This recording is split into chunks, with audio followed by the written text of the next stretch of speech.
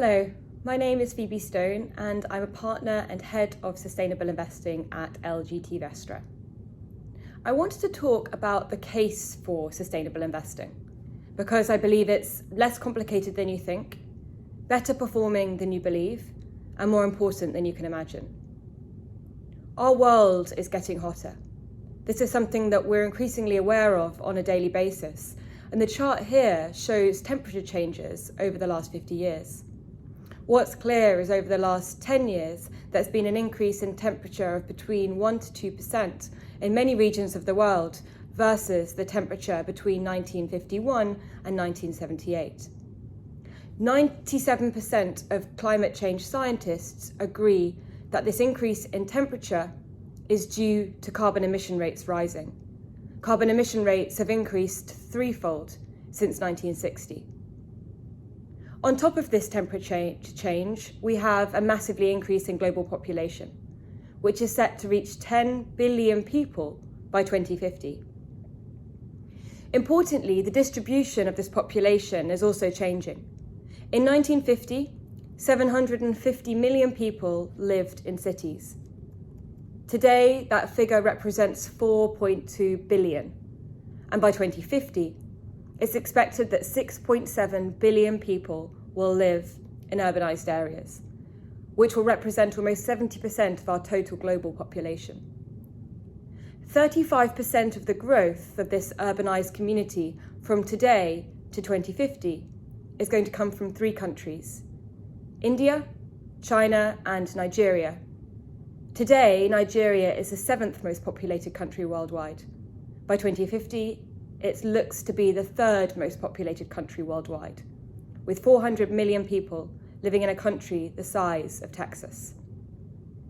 Climate change migration, the movement of people as a result of changes in climate, is already happening. It's been estimated by the World Bank that it's going to impact 143 million people. In places in Central Asia, as a result of temperatures increasing, there is water scarcity, an extreme drought, which is leading to many people's crops failing and people having to leave their homes to find more fertile soil and better places to live. In places in North America and in fact the Oceania region, entire islands or towns are having to be evacuated as a result of sea levels rising.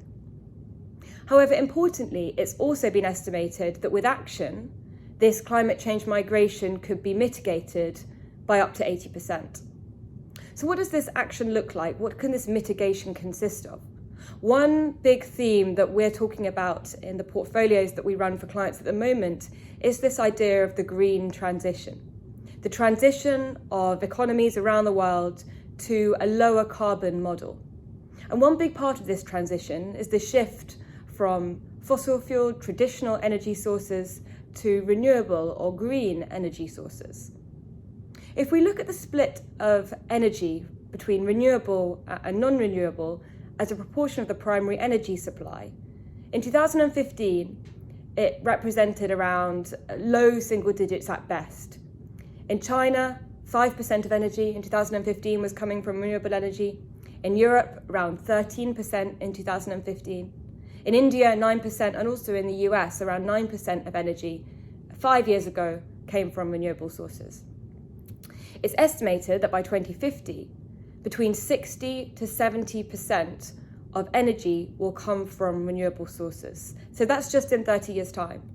That to us represents a really interesting and important investment opportunity and a significant shift that's going to take place.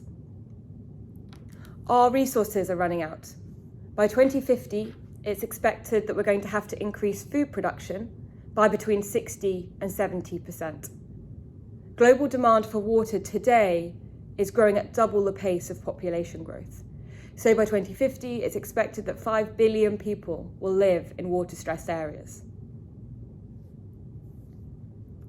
Plastics is an issue that's been raised over the last couple of years and is now something that many of us are thinking about on a daily basis. And many corporates existing in the world today are much more cognizant about than they were before.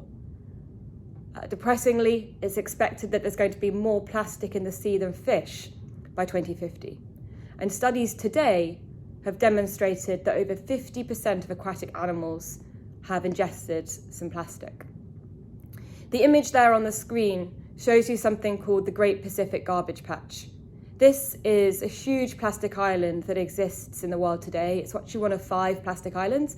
This one is the largest. It's 3 times the size of France. So trillions of pieces of plastic floating around. This is obviously something that we need to do something seriously about because of the damage on ecosystems as a result of this plastic being dumped in the sea. So these are some of the major problems that we face as a global community, whether it's climate change, increased urbanization, resource depletion, or the plastics crisis. But these also tap into some really important and multi-decade investment trends. By trying to solve or provide some solutions to climate change, we need to be investing more heavily in renewable automation, whether it's electric cars, hydrogen cars perhaps, or hydrogen vehicles, renewable technology, air pollution technology. As areas become increasingly urbanized, we need to make sure that the buildings that are being built are increasingly energy efficient, or buildings are being retrofitted to increase their energy efficiency. That the infrastructure that's being built around those urbanized areas is increasingly sustainable, that individuals have fair access to financial services, and that levels in the city of hygiene are improved. As we continually deplete our resources, we need to make sure that food is being produced increasingly efficiently, that each bit of food has higher and enhanced levels of nutrition, that agricultural practices are increasingly sustainable and water is being treated and recycled at the pace it's required. The plastics crisis is a major issue of our time, and plastic is not a material that we want to eradicate entirely. It's light, it's durable, it's cheap. But what we want to be doing is moving towards a world where the level of recycled plastic that we use massively increases. And actually we move away from creating virgin plastic from oil and actually move towards a world where we're using the level of plastic that we have in this world today over and over. And that's something called a circular economy. So there's increased investment required in the infrastructure around creating a circular economy in the plastics world. So these are some of the issues that I've mentioned today, but this is by far not the extent of the challenges that we face as a world.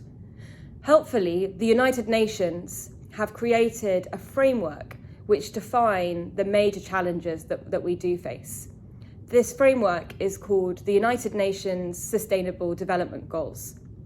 It's 17 goals, and under these 17 headline goals are 169 sub-goals, so effectively 10 sub-goals per goal. And these were agreed by all UN member states in 2015. And the goal of this framework is to channel capital to where it's most needed in order to help individual countries, supranational organisations define where the challenges and where the funds need to be channeled. The SDGs, Sustainable Development Goals, aim to create positive economic development and improve our world by encouraging collaboration and innovation. The challenge is the cost of solving these goals. It's been estimated that it's going to cost between 5 and 7 trillion US dollars a year to solve the UN SDGs between now and 2030. 1 trillion has been committed by UN member states and philanthropic capital, but that leaves up to 6 trillion US dollars a year funding gap. So why am I talking about these goals in the context of investment markets? Well, if we think about that 6 billion funding gap and put that in the context of global financial markets, so global equity markets and global bond markets, the total value of listed equities and bonds comes to around 200 trillion. To put that 200 trillion in context, because that's more zeros than certainly I can visualize, that 200 trillion is 10 times the size of the world's biggest economy, the US economy. And this, to me, really demonstrates the amount of financial firepower in the hands of asset managers like the LGT Vestra and asset owners like yourself. And if we look to reroute capital flows towards companies that are looking to solve some of these goals, or really identifying some of the challenges that we face, we have some chance of filling that funding gap. One question that we get a lot is this makes sense. It's a question of why not? And what is the potential compromise? Does there have to be a compromise on return for investing in businesses that are thinking about these challenges and looking to incorporate higher levels of sustainability within their strategy and operations? Well, one answer to that question about the compromise on return and whether that needs to happen is to look at a study which has been done by Arabesque Partners in conjunction with Oxford University. This is a study of studies, or a so-called meta-study, and it looks at a huge number of the studies that exist, which look to understand the relationship between a company's sustainability and various business metrics. And it looks to demonstrate some of the patterns between the outcomes of the studies. So the percentage of the studies of this meta-study that are demonstrating a positive correlation between high levels of sustainability and lower cost of capital is over 90%. Positive correlation between companies that have a good level of sustainability and a lower cost of capital. 88% of the studies demonstrated a positive correlation between companies that are sustainable and better operational performance, and 80% of those studies demonstrated a positive correlation between companies with high levels of sustainability and better stock price performance. So it makes good business sense to be incorporating these factors into an investment decision-making process. But how can that happen? How can you incorporate these non-financial factors into the way that you're making decisions from an investment perspective? Well, if we think about a standard dimensional chart between risk and return, on the chart here in front of you, you can see investments A, B, and C are generating the same level of risk-adjusted return. For every unit of risk, you're getting the same level of return for these three investments. So from an investment perspective solely, they are equal. But what happens if we introduce another dimension, a dimension of positive impact, let's say, and we measured these investments A, B, and C, not just on risk, not just on return, but also on the impact generated? Well, it's possible to do that by increasing a third dimension or adding a third dimension. In the portfolios that we're running, we are looking to invest in, for the same level of risk-adjusted return, investment C, which has a higher level of positive impact over investment A. And some of the funds in the portfolios that we're running today actually measure this positive impact. They measure it in terms of the environmental impact. So it could be the CO2 emissions, the carbon emissions that have been avoided as a result of investment in a company, the amount of renewable energy that's been generated as a result of investment, the amount of water that's been treated or recycled as a result of investment in a business, or the amount of waste that's been recovered or treated. It's also possible to measure impact from a social perspective, and some of the funds in the portfolio do this. There's a fund in the portfolio that invests in social bonds and specifically looks to allocate capital to businesses and organisations here in the UK that are increasing opportunity around training, employment and social housing. So this fund that I'm referring to actually measures the number of housing providers and the number of social houses that have been funded, and looks to understand the impact generated by the holdings in the fund, the split between the areas that are the most deprived from employment and development purposes in the UK.